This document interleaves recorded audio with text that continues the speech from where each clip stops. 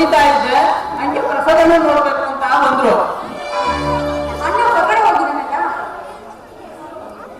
ಅಣ್ಣ ಬರೋದು ಇಲ್ಲೇ ಇರ್ತಾರೆ ಕಣವ. ಅಂದಾಗ ಸರಿಯಾಗಿ ಪರಿಚಯ ಮಾಡಿಲ್ಲ. ಇವರು ಕತೆ ಕವನ ಚೆನ್ನಾಗಿ ಬರೀತಾರೆ ಕಣವ. ನಿಮ್ಮ ಅಣ್ಣಗೆ ತುಂಬಾ ಬೇಕಾದವ್ರನ್ನ ಅವ್ರು ಬರೋವರೆಗೂ ನಿಮ್ಮ ಮನೇಲೇ ಇರ್ತಾರೆ. ನಾನು ಬರ್ತೀನಿ ಕಣವ.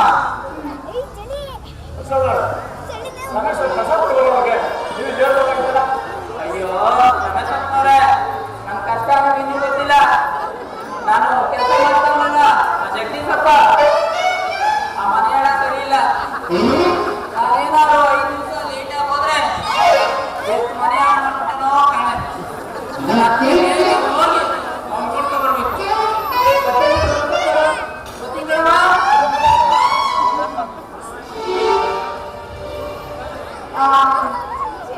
ಅಂತಾಗಿ ನೀವು ಕಥೆ ಕಾದಂಬರಿ ಇವೆಲ್ಲ ಬರೀತೀರಾ? ಕಥೆ ಕಾದಂಬರಿ ಬರೆಯೋದೇ ನನ್ನ ಹವ್ಯಾಸ. ಅದಕ್ಕೆ ಅಂತಾನೆ ಮೈಸೂರಿನಿಂದ ಇಲ್ಲಿ ಬಂದಿದೆ. ಕಥೆ ಕಾದಂಬರಿಯಲ್ಲಿ ಚಾಮರಾಜ ಲೋಕ ಸ್ಥಾನ ಅಂತ ಜನ ಮಾತಾಡ್ಕೊತಾ ಇದೆ. ಅಂದ್ರೆ ಮೈಸೂರಿಂದ ಕಳಿಸಿದ್ದು ಅಮ್ಮ ನಾನು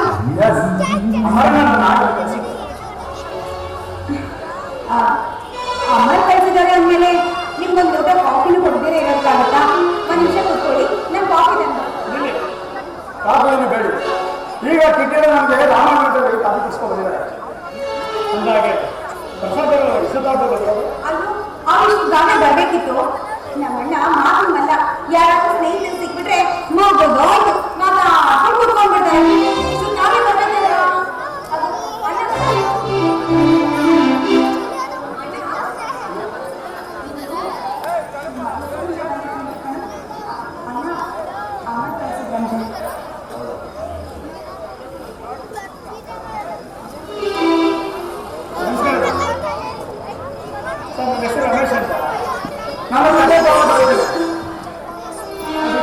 ನಾನು ಕಥೆ ಬರೆಯೋದಕ್ಕೆ ಚಾಮರಾಜ ಹೋಗ್ತಾನೆ ಅಂತ ಹೇಳಿದ್ರೆ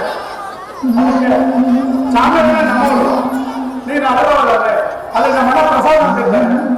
ಅವ್ರಿಗೆ ಒಂದು ಲೆಟ್ರ್ ಕೊಡಿ, ಅವರು ನಿಮಗೆ ಏನು ಸಹಾಯ ಬೇಕಾದ್ರೂ ಮಾಡ್ತಾರೆ ಅಂದ್ರು. ಅದಕ್ಕೆ ಬಂದೆ ಸರ್.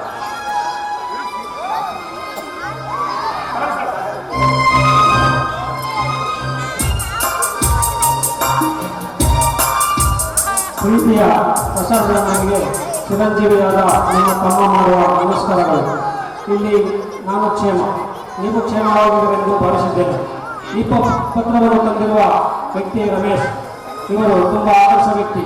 ಇವರು ನಮ್ಮ ಊರಿನಲ್ಲಿ ಕಥೆ ಕವನ ಕಾದಂಬರಿಗಳನ್ನು ಬರೆದು ಬಂದಿದ್ದಾರೆ. ಅಣ್ಣ, ಇವರಿಗೆ ಸಾಧ್ಯವಾದಷ್ಟು ಮಟ್ಟಿಗೆ ಅವರಿಗೆ ಬೇಕಾದ ಅನುಕೂಲ ಮಾಡಿಕೊಡಿ. ಇಂತಿ ನಿಮ್ಮ ಪ್ರೀತಿಯ ತಮ್ಮ ಅಮರ್.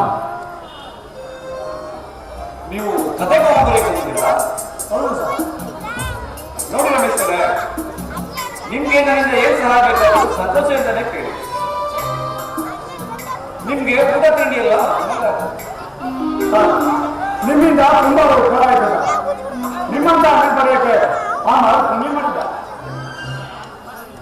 ರಮೇಶ್ ಅವರೇ,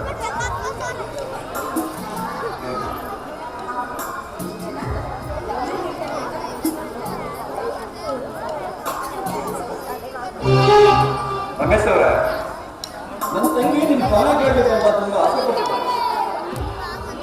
ನಮಗೋಸ್ಕರ ಒಂದು ಕವನ ಹೇಳ್ಬೋದಾ? ಅದಕ್ಕೇನಂತ ಬಿಡಿ ಸರ್, ಹೇಳೋಣ. ನಾನು ಬರುವ ಆಕೆ ಬರಲು ಒಳ್ಳೆಯೇ ನಮ್ಮ ಜೀವನ. ಈ ಜೀವನದಲ್ಲಿ ಪ್ರತಿದಿನ ಸುತ್ತ ದುಃಖದ ಗಾಯನ. ಆ ಗಾಯನದಂತೆ ನಮ್ಮ ಜೀವನ. ಜನನ, ಪಯಣ, ಮರಣ. ನಮ್ಮ ಪಕ್ಕದಲ್ಲಿರುವವರು ಕಲ್ಪನಾ. ಸುಖವಾಗಿರಲಿ ಇವರ ಮುಂದಿನ ಜೀವನ. ಅದಕ್ಕೇನಂತೆ ನೀವು ಕೇಳ್ತಾ ಇದ್ರಿ ಅಂದಮೇಲೆ ಇನ್ನೊಂದು ಕಾರಣ. ಮೈಸೂರಿಂದ ಬರಬೇಕಾದ್ರೆ ನಿಮ್ಮ ಊರಿನ ಸುತ್ತಿನ ವಾತಾವರಣ ನೋಡುವಾಗ ಒಂದು ಕವಿತೆ ಮನೆ ಬಂತು. ಅದನ್ನ ಮೊದಲು ನಿಮಗೆ ಹೇಳ್ತೀನಿ. ಮಳೆ ಮಳೆ ಮಳೆ, ಮಳೆಗಾಗಿ ಕಾದಿರುವುದು ಇಳೆ, ಇಳೆಯನ್ನು ನಂಬಿರುವುದು ಬೆಳೆ, ಬೆಳೆಯನ್ನು ನಂಬಿರುವ ರೈತ, ರೈತನಿದ್ದರೆ ಭೂಮಿಗೆ ಒಂದು ಕಳೆ. ಓ ಮಳೆ, ನೀ ಯಾವಾಗ ಬರುವೆ? ರೈತ ನಾನು ನಿನಗಾಗಿ ಕಾದಿರುವೆ. ಮಳೆ ಮಳೆ ಮಳೆ ನಿನಗಾಗಿ ಕಾದಿರುವುದು ಇಳೆ ಇಳೆ ಇಳೆ. ನಿಮ್ಮ ಕವನ ಕೇಳ್ತಾ ಇದ್ರೆ ಕೇಳಬೇಕು ಅಂತ ನಿಮ್ಮ ಕವನದಲ್ಲಿ ಎಷ್ಟೊಂದು ನೋವು ನೆಲೆಗಳು ತುಂಬಿಕೊಂಡಿದೆ. ಒಂದು ವಿಷಯ ಅದೇನು ಹೇಳಿ ಸರ್? ನಮ್ಮ ತಂದೆ ಹುಡುಗರು ದುಡುಕು ಸ್ವಭಾವ. ಅವ್ರೇನಾದ್ರೂ ಕುಡಿದು ಸ್ವಲ್ಪ ಬೇಸರವಾಗಿ ಅವ್ರು ನಡ್ಕೊಂಡ್ರೆ ದಯವಿಟ್ಟು ನೀವು ಸ್ನಾನದಿಂದಿರ್ಬೇಕಾ? ಪ್ರಸಾದ್ ಅವರೇ, ನಿಮ್ಮ ಮನತೆಯ ವಿಷಯವನ್ನ ಅಮ್ಮನಿಗಾಗಲೇ ಎಲ್ಲ ತಿಳಿಸಿದ್ದಾರೆ. ಆದರೂ ನಿಮ್ಮ ಮನಸ್ಸಲ್ಲಿರೋದನ್ನ ಬಿಚ್ಚಿ ಹೇಳ್ತಾರಲ್ಲ, ಅದು ನಿಮ್ಮ ದೊಡ್ಡ ಗುಣ ಸರ್. ಕಾಫಿ ದುಡ್ಡು ಮಾಡ ಸರ್ ಇಲ್ಲ ಸರ್, ನಾನೇ ಬೇಡ ಅಂತ ಹೇಳಿದೆ. ನಾನು ಈಗ ಒಂದು ಸುತ್ತಾಗಿದ್ದೆ, ಹಾಗೆ ನಿಮ್ಮೂರಿನ ಮುತ್ತಿನ ವಾತಾವರಣ ನೋಡಿಕೊಂಡು ಒಂದೊಂದು ಸುತ್ತಾಡ್ತಾ ಬರ್ತಿದ್ದೆ. ರಮೇಶ್ ಅವರೇ, ಊಟಕ್ಕೆ ಈಗ ಬಂದ್ಬಿಡಿ, ನೀವು ಕಾಯ್ತಾ ಇದ್ದೀವಿ. ಓಕೆ ಸರ್, ಆಯ್ತು.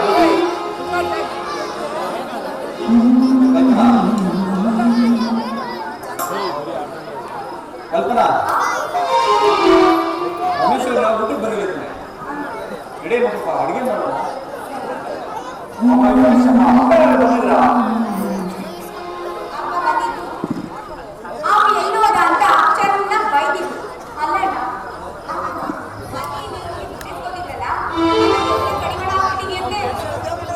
ನೋಡಮ್ಮ ಕಲ್ಪನಾ, ಅಪ್ಪ ಸಿಕ್ಕ ಕಡೆ ಎಲ್ಲ ಸಾಲ ಮಾಡಿ ನನ್ನ ಕುದುರೆ ತಂದು ನೇತಾಕ್ಬಿಟ್ಟು ನೈವೇದ್ಯನ ತಂದು ತಿಂತೀಯ ಸಾಲನೆಲ್ಲ. ಅದಕ್ಕೆ ಸಾಲ ಕೊಡೋರಿಗೆ ಕೊಡ್ಬೇಡಿ ಅಂತ ಹೇಳಿದೆ. ನನ್ನ ತಪ್ಪೇನ ಮಾಡಿದೆ.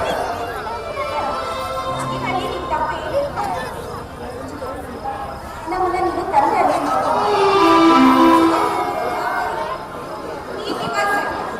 ಅಪ್ಪ ಕುಡ್ದು ಕುಡ್ದು ಕುಡ್ದು ಅಪ್ಪಾಜಿ ನಾ ಹಾಳು ಮಾಡ್ಕೊಳ್ಳೋದಕ್ಕೆ ನಮ್ಮ ಜೀವನ ಹಾಳು ಮಾಡ್ತಿದ್ದಾರೆ. ತುಂಬಾ ಅಪ್ಪ ಸಹಾಯ ಮಾಡ್ಕೊಂಡ್ರೆ ನೀನು ವಾಯಿಗೋಸ್ಕರ ಅವ್ರ ಸಾಲನೆಲ್ಲ ನಾವೇನ್ ತಪ್ಪು ಮಾಡಿದ್ವಿ ಅಂತ ಆ ದೇವ್ರ ಚಿಕ್ಕ